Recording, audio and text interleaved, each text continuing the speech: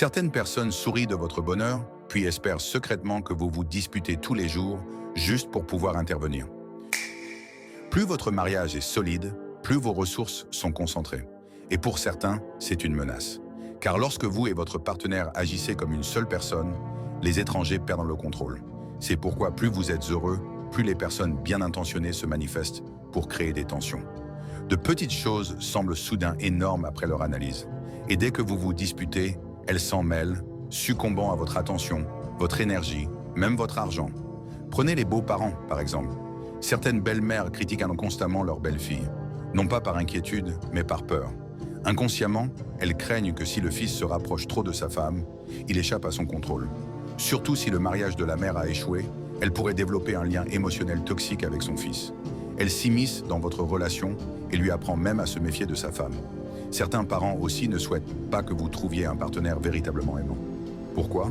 Parce que plus vous êtes aimé et en sécurité, moins vous avez besoin d'eux. Ils se sentent alors insignifiants, invisibles. Pour maintenir leur emprise, ils peuvent commencer à saboter votre lien, subtilement, émotionnellement, et tout cela pour votre bien. Ce n'est pas du mal, c'est une peur inconsciente d'être remplacé. Plus vous êtes heureux, plus ils se sentent menacés. Les amis et la famille ne sont pas toujours meilleurs. Si un homme écoute sa femme, on se moque de lui et on le traite de faible. Si une femme tient profondément à son mari, on la qualifie de naïve ou d'exploitée. Avec le temps, ces commentaires vous épuisent.